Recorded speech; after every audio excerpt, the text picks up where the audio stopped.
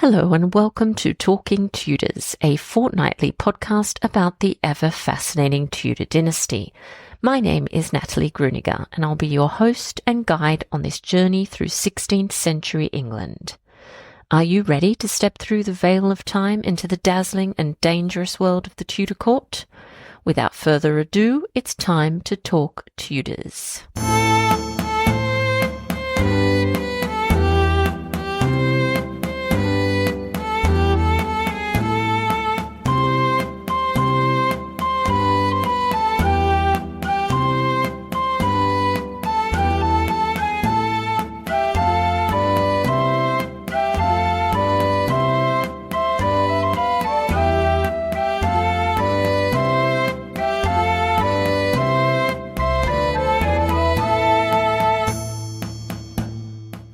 Hello everyone, welcome back to another episode of Talking Tudors. I'm your host, Natalie Grueninger. Thank you so much for joining me today.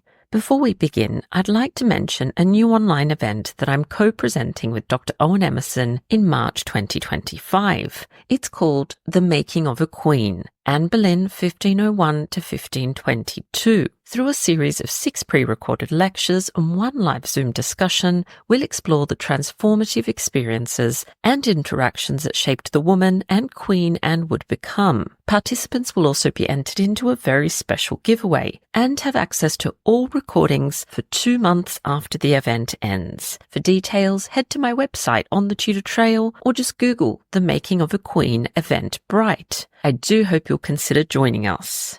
I'd also, of course, like to acknowledge and thank the generous listeners who continue to support Talking Tudors on Patreon, and extend a heartfelt thank you to everyone who's taken the time to rate and review the show. As an independent podcaster, this means a lot to me. If you love the podcast and you never miss an episode, please consider joining the Talking Tudors Patreon community. Visit patreon.com/talkingtudors for more information. Once you sign up, you'll have access to exclusive posts, additional monthly live talks, a member-only book club, patron-only monthly giveaways, to name just a few of the rewards. You can also support the podcast and share your love of Tudor history with the world by buying Talking Tudors merchandise.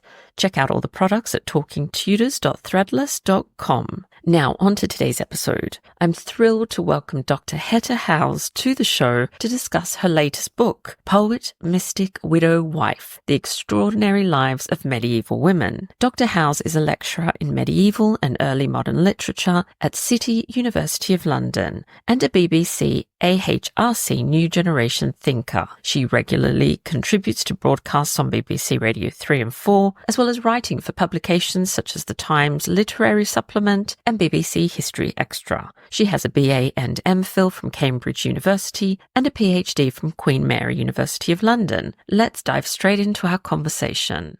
Welcome to Talking Tudors, Hetta. How are you? I'm good. Thank you so much for having me. Yes, I've been so looking forward to speaking with you. So perhaps we could just start by you just introducing yourself to our listeners and just telling us a little bit about you and your background. Of course, yeah. So my name is Hetta Howes. I'm a senior lecturer at City St George's University of London. Sorry, we've just changed our name. I have a background, actually, interestingly, in literature rather than history. So my BA and my MA I both did at Cambridge University in medieval literature and my PhD in medieval literature in London. But I always think, and maybe you'll agree, that if you're doing medieval literature, you cannot do it without being an expert in medieval history because the two are so connected. You know, if you're kind of a modern literature person, you'll be looking at sort of poetry and novels often, whereas if you're doing medieval literature, the texts you're looking at are often not even what we would even think of as literature. So I kind of a bit of both. I have spent most of my research life interested in the writing of women particularly. I vividly remember being at university in my second year with we were doing the medieval module and just being completely blown away by the mad but beautiful writing that I was coming across. And it was so unlike anything I'd read before. So I feel like this book, Poet, Mystic, Widow, Wife, has been a long time coming. And yeah, it's been a real privilege to get to know the women in my book even better.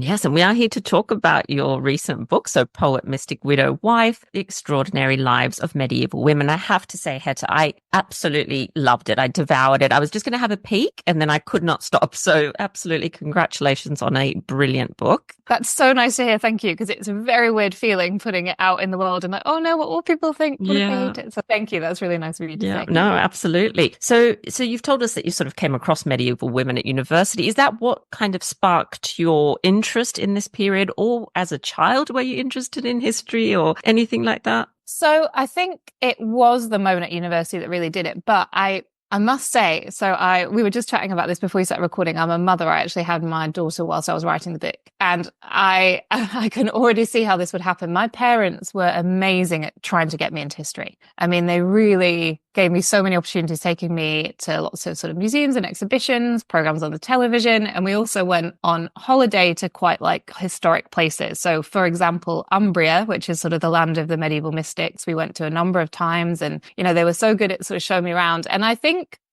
based on my own memory, but also my parents' memory, I was often, pretending not to be remotely interested in any of this at all. I was always a very avid reader, but I was always reading novels, and that was kind of my escape. I always liked to be reading a book. But I feel like now, and I have said this to them, I'm like, I know it must have felt like I wasn't interested, but I must have been, because now I'd spend most of my days reading and writing about that sort of thing. So I think I was doing a very good job at being like a moody teenager and not being interested in the things my parents were interested in, but it must have sunk in, all of that kind of exposure to history and different places and thinking about the world. And I guess I've always been interested in feminism as well. I went to an all-girls school. I also went to an all-women's college at Cambridge. I wanted to go there because it was where Virginia Woolf had written had done A Room of One's Own speech. And yeah, that's something that's always kind of activated me, I suppose. So in your book, you actually explore the lives of medieval women through the lens of 4 quite exceptional women. So would you like to introduce us to your protagonists?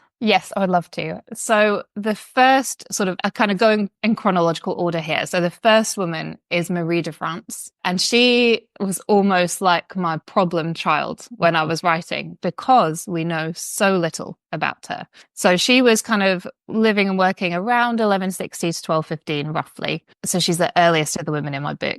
We know she was writing because she signs her name in a number of different texts. She was writing, amongst other things, what we call lays. So kind of songs, legend stories. Some of them are Arthurian. They're normally quite courtly, so about nobility, and they're often about love. So they're kind of like a fairy tale, I suppose, somewhere between a fairy tale and a legend. And we know they were popular because her name comes up with other people talking about her being popular. And she herself tells us in her prologue to the lays that she's kind of been the object of envy. She also dedicates her book of lays to a king. So we know she was moving in pretty high circles. But beyond that, we actually know very little. Her name is Marie de France. De France tells us she was from France, which suggests she probably was working somewhere else, at least for a bit of time, because otherwise why would she bother telling us she was from France? So the running theory, which is convincing, is that she was kind of moving between the English and French courts, which were itinerant and kind of the same at the time. So Henry and Eleanor of Aquitaine moving between the two. And it's most likely that she was sort of in those circles.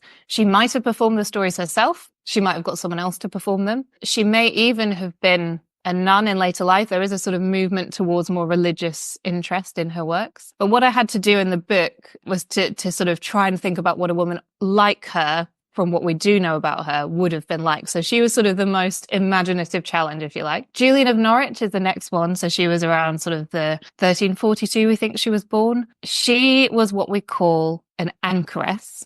Some people may be familiar with that term. For those who aren't, it means someone who dedicated their life to God. It was a very well-respected profession in the Christian church, but it was a very extreme one. So it meant that you essentially declared yourself dead to the world. So you might even have a sort of quasi-funeral, and then you locked yourself away for the rest of your life, usually in a cell adjoining a church. And there were a surprisingly high number of women, and men and women, who chose to do this. In England, for example, around 1300s, we think there are about 300, which is quite a lot of people deciding to shut themselves away in a voluntary sense. So she decided to do that. We know very little about her life before she made that decision, but we know she was very, very ill when she was around 30 and she had visions from God. And that forms the basis of her book, which is called Revelations of Divine Love, which is still widely read by lots of people today and is honestly beautiful. It is, I agree. It is, isn't it? Yeah. It's like poetry, I think. I think she's a poet. I really do. Yeah. And actually, the title of the book, Poet, Mystic, Widow, Wife, Marie is technically the poet and Julian is technically the mystic, but arguably Julian could take that poet title as well. Christine de Pizan is the next woman that I look at, and she is much more well known, I would say, than Julian and Marie. And there's much more record of her, both from her own writing. She writes quite a lot of sort of semi-autobiographical works, but also just from record because she was a noble woman. She was well known. We have a lot more information about her. She was also a lot more prolific. Julian of Norwich wrote one text, Marie a couple, maybe 3 or 4. But Christine de Pizan wrote,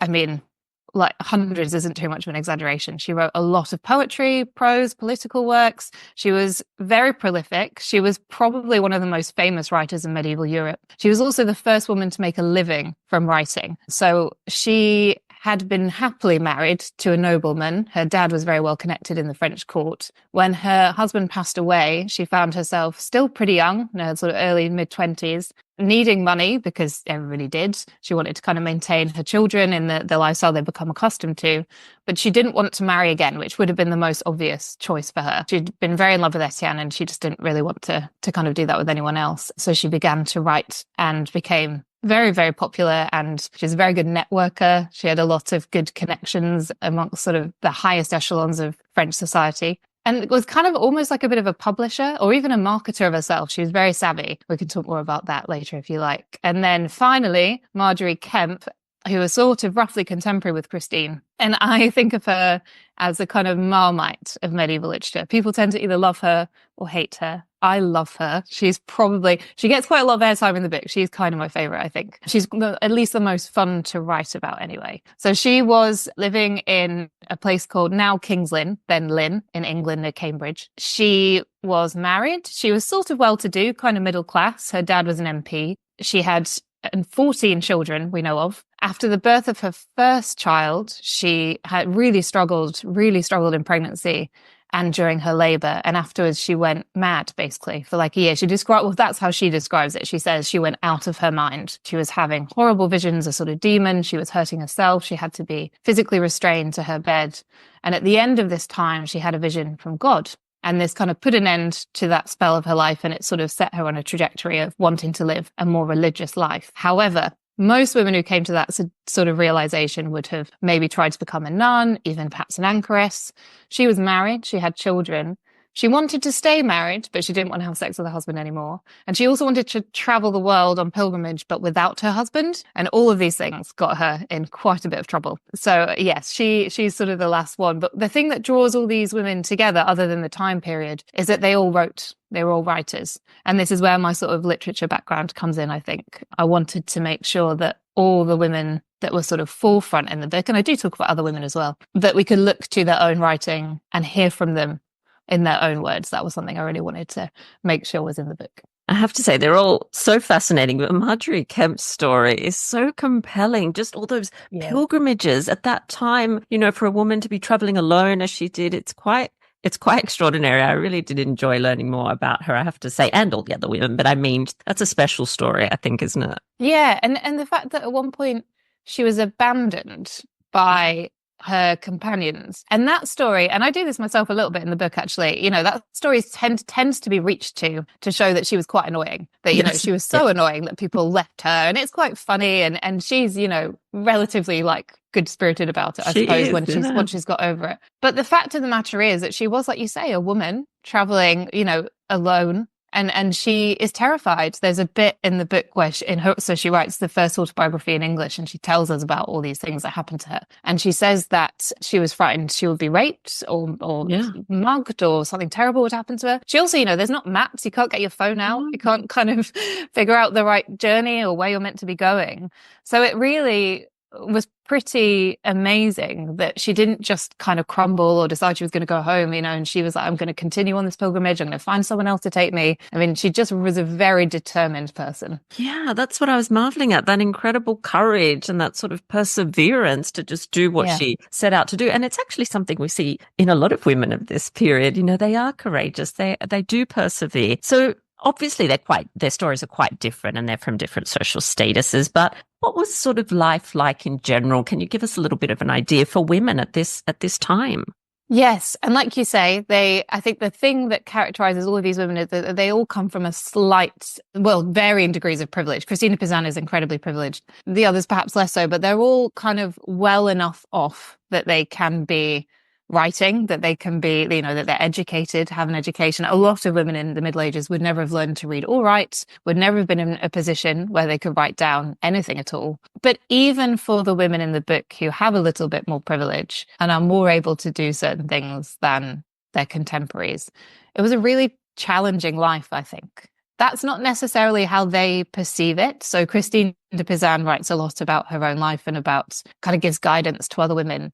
And you don't get a sense that she's thinking, oh, everything's terrible for women. In fact, she actually subscribes to a lot of the sort of quite misogynistic beliefs of her time, which, I think we can forgive her for because it was such a particular context. But even so, we still get some glimpses of frustration. So Christine de Pizan's book, The City of Ladies, is a sort of response to all the misogynistic rhetoric she kept coming across in books written by men. The idea that women talk too much, that they shouldn't really travel without a companion, that they are sort of more susceptible to sin than men, that biologically speaking, they are sort of a deficient version of man, that even in their sort of physical makeup, they're sort of a less good version of men. And this is a really prevailing sort of idea of women that you find in sort of Christian literature of the time, medical literature of the time. They're not allowed to practice lots of different professions like law. Once they get married, they are very much sort of under the financial control of their husbands, although there were ways around this at various points in the Middle Ages. But in general, it was a difficult time for anyone who wanted to do more than what had been prescribed to them. And in terms of sort of daily life, even those with more privilege, it would have been really hard work just because, we didn't have any of the technological support systems that we do now. So, in her guidance to other women, Christine de Pizan outlines some of the things that a housewife would be expected to do, for example. And it's just an astonishingly long list. It's quite tricky to get a really good sense of what daily life would have been like for more ordinary women, in particular specific ordinary women, because so few traces of them are in the records. However, there is a poem that I really like that I mentioned in the book called The Ballad of the Tyrannical Husband. It's a debate poem, and it's between a husband and his wife, and they're having an argument because the husband, who's a peasant, has come home from very hard work in the fields and dinner isn't ready, and he's cross about it. And he sort of says, I bet my work is so much harder than yours. And he sort of suggests that they swap, and then he will do her work the next day and she will do his work the next day. But the description of the work that she has to do, the poet is clearly on her side. It's, she's got to kind of get the children up, get the fire started, get breakfast ready. She's got to brew beer so the family has something to drink, because water was not great to drink at that time. She has to kind of make the cheese, make the bread. She's got to go and look after the animals, the livestock, and make sure they're fed and watered. She's got to do all the washing. And of course, there's no washing machine or anything else. I mean, the list is really, there's the suggestion in that poem is, however hard it might be working out in the fields, the woman's job is really endless. And even for more privileged women, a certain amount, unless you were sort of a princess or real nobility, would be expected of you. And even then you're managing a household, which doesn't, is not without its difficulties. So I think it's fair to say it would have been pretty hard work all around.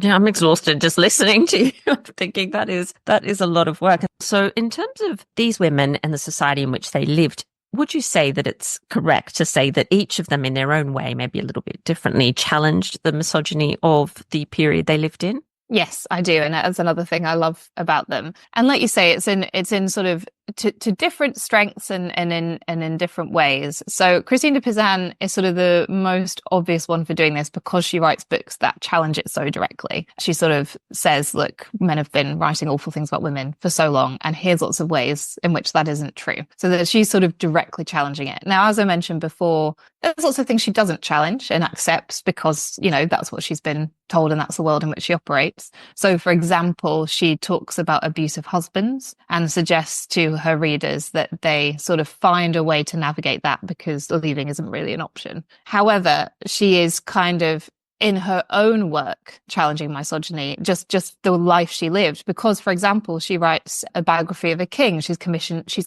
to do so. And she openly acknowledges in the book that some people will think that's, you know, terrible. How could a woman write a book about a king? You know, she writes a book about warfare. How would a woman know about that? She doesn't feel remotely restrained by the usual kind of remits of what a woman should write, love poetry, and what a man should write, everything else.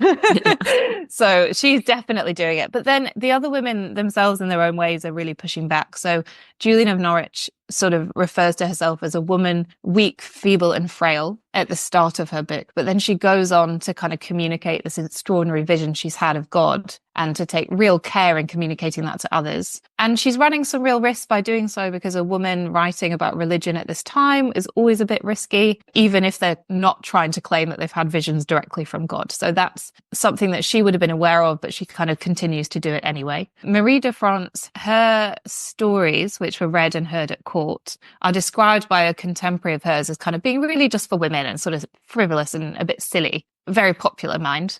I always think that the criticism she gets is a little bit like the criticism romance books get nowadays. It's, oh, that's for women type thing, and rather than being valued. But she's doing some really interesting things with gender roles in a lot of her tales. So a lot of her heroines are having extramarital affairs and she's not judging them for it. And there's one story which I love called Lanval, where at the end of the story, the sort of male protagonist leaps on the back of the horse of the female protagonist and she sort of carries him away to safety, and a kind of inversion of the usual damsel in distress being rescued. So Marie might not be sort of as obviously challenging misogyny, but I think subtly she is in her writing. And just the fact that she is trying to be a courtly writer, again, at a time when most of her contemporaries, most of the people we know at that time who were writing were men. And then we've talked a bit about Margery already, but she was put on trial at least twice for heresy.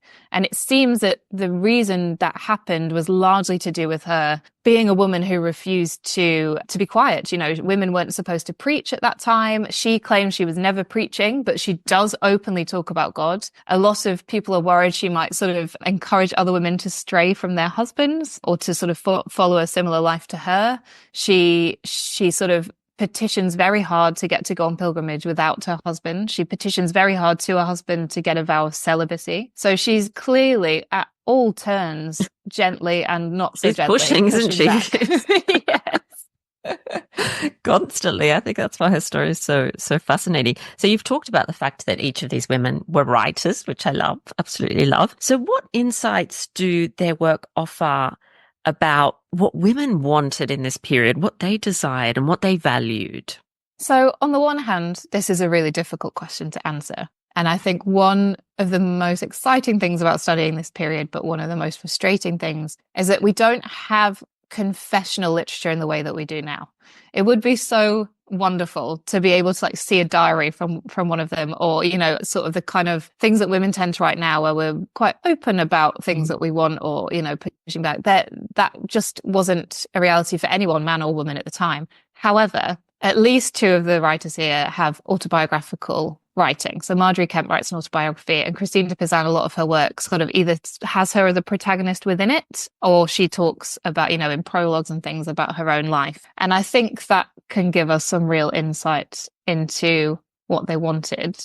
I mean, for Margery Kempe, for example, everything is always framed through religion, because what she really wants is to be a holy woman. So it's very clear that what Margery wants in the book is to be thought of as holy and to be possibly even sainted, although that never did happen. But sort of underneath that, I think, as we've talked about her sort of pushing back against so many ideas of the time, we get a really strong sense of someone who wanted something different for herself than what she had been told. And even before her religious life began, and she's quite scathing about that time of her life because she sort of thinks she was much more sinful then, we see, kind of little sort of glimmers that are quite contemporary. So she is worried about her clothes not being as nice as the other women's and sort of wanting to make sure she's up with the latest fashion, and sort of a slightly snide comment about how she's married beneath her. We see her try and set up a couple of businesses because she wants a little bit more money. So we get some sort of, not, it's never them saying this is what I want or this is what I desire, but we get kind of a glimpse of that.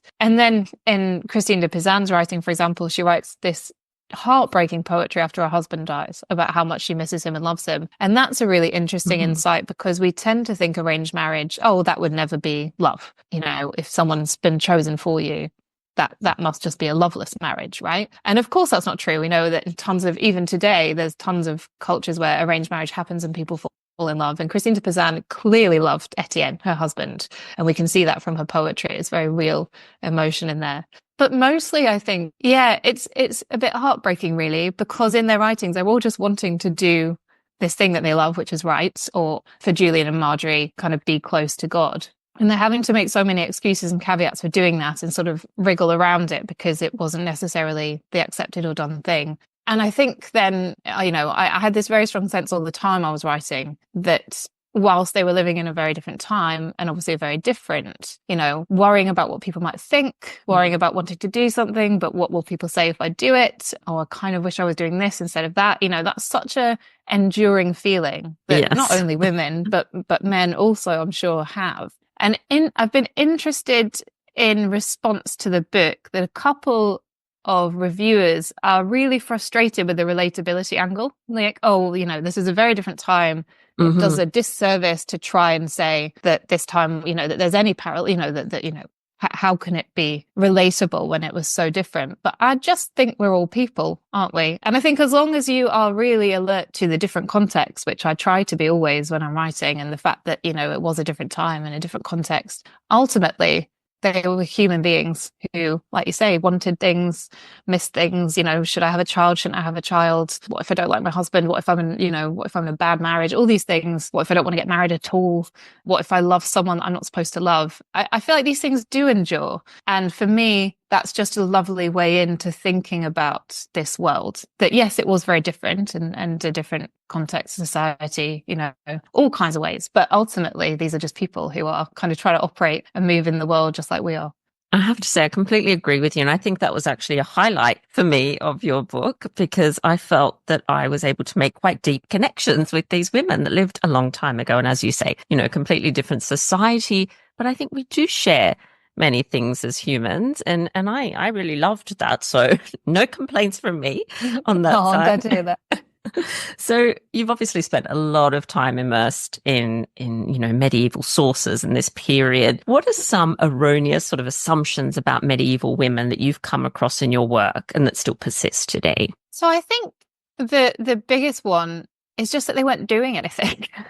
I think I think the medieval period in general gets a really bad rap, actually, called even recently, there was this big news story, wasn't there, when the Conservative MP in our country sort of said, oh, we shouldn't have immigrants from people in places that have medieval attitudes towards women. Now, beyond just the rampant problems with these kinds of comments about immigration that happen in our country, it's a very interesting idea that, this, what he thinks medieval attitudes towards women might be. Because on the one hand, yes, as I've talked about already in this podcast and in the book, there's a lot of misogyny in the medieval period and a lot of real societal issues about how women were perceived and treated. But at the same time, there are far more kind of bright spots than I think we give the time period credit for. The very fact that we're talking about women writers at all is kind of astonishing given what things were probably like.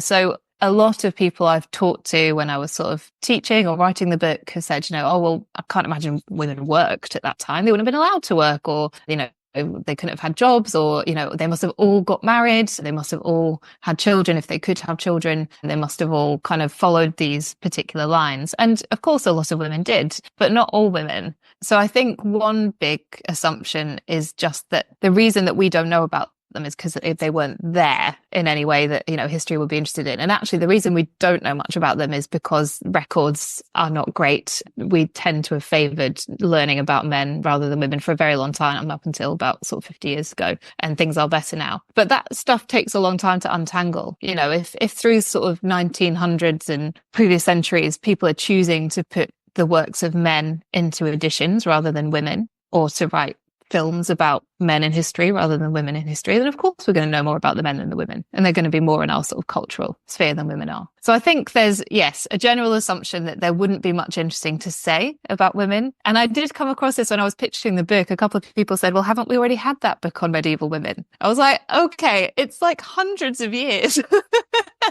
I think we can have more than one book about these women. So yeah, I think that was a big assumption. And then actually, when I was writing the Roe versus Wade issue, was kicking off in America, and I was thinking a lot, I was pregnant, I was thinking a lot about rights for women and issues of abortion and things. And medieval people were actually a little bit more progressive than places in America at the moment about their attitudes towards abortion. A woman wasn't really considered pregnant until it was visible. Up until about 3 months, it wasn't considered an abortion at all if, you kind of found a way to not have your child. So, and actually even priests are sometimes kind of in a sort of shrouded way giving some tips what a woman might do if she doesn't have the means to look after a child and doesn't want to have another one, or has had so many. And you get tons of sort of veiled contraceptive tips or even abortion tips in sort of medical writings. So I think there is quite a few areas where it's more progressive than we tend to think. I think we like to think of history as like going up in a straight line, and I think it's just so much more fluid than that, isn't it? That it's sort of much more circular. So absolutely, back and forth. I think, I don't know, it's exactly hard to keep up, isn't it? And so you're writing about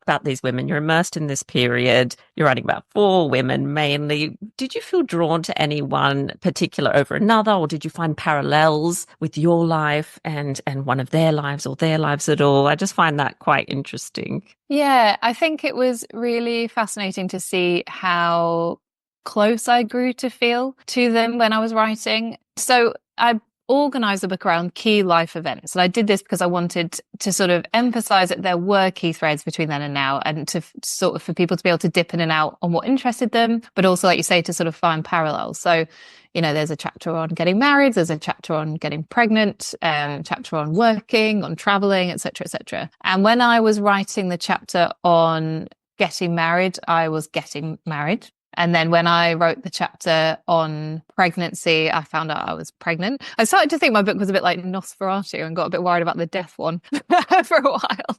But yeah, whilst I was writing it, it just took on sort of because I was experiencing those things at the same time, it took on a kind of different meaning for me. Now, of course, weddings in the medieval times were very different to weddings now, and having a baby was completely different. But fundamentally, you're still choosing to be with someone forever, or choosing to bring life into the world, or having labour. I actually did have to park some of the reading on childbirth whilst I was pregnant because it was too horrifying to process whilst I was kind of contemplating that myself. But yeah, so reading about Margery Kemp and her experience after giving birth to her first child, I didn't have any kind of experience akin to her. She had a really terrible pregnancy and birth. But I think I maybe knew a little bit more than I had before what that experience might have felt like. And, reading there's some guidebooks that we get floating around throughout the period, written usually by men who are trying to encourage women to choose a religious life rather than get married. And they are basically outlining all the ways that marriage and having children are hard work and wearying and difficult. And there were some times when I was very tired and trying to write this book and look after my daughter and do a million other things. I was like, yeah, I can see why they were sort of saying you shouldn't do this. So, you do feel more connected. Yeah. I think I've always had a soft spot for Margery Kemp. I don't think I'm particularly like her.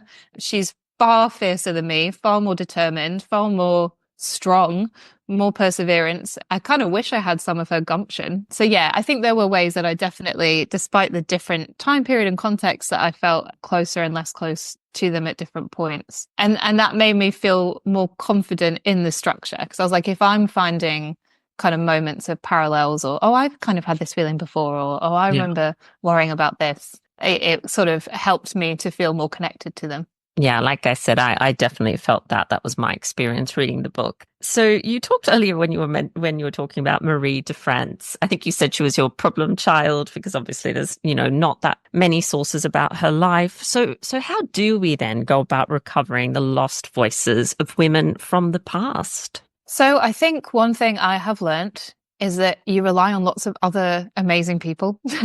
Community is really important. And, people both gone and still around. So, a lot of my book I actually ended up writing when I had just had Alana and then the British Library got hacked. So a lot of the resources I'd intended to use, I couldn't use anymore. Normally the online resources at British Library are incredible. But yeah, I mean, there's so many sort of historians that have done so much tireless work to bring more of these documents into a more accessible sphere. So that's part of it, kind of just reading the things that are available. For women who it's harder to find information about, it's sort of looking in more unlikely places, sort of looking at sort of court records, legal documents and things like that. Wills are really useful. For me, a big part of what I try and do, because I'm interested in literature, is sort of reading between the lines of what their writing is telling us. With Marie in particular, it was an exercise in being honest about how little we know, rather than trying to pretend that I knew things I didn't, but then using what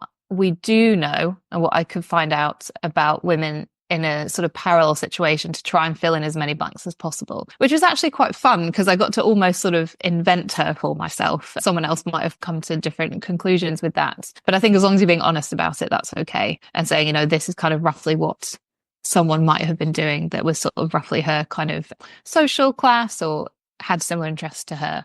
I think things are easier now than they were because women finally are getting sort of more recognition in history. So lots and lots of different people are doing the work. But it is just, like with anything else, it's just looking a bit further. And if you're interested enough, you will kind of dig around more. So, I mean, I found out so much doing research for this book, but I also found out how little we all know and how little I know and how much more I want to sort of discover, going to archives and sort of spending time in manuscripts and things like that. So yeah, I feel like I thought when I started writing this book that I knew a lot, and then I was amazed at how much I still had to learn.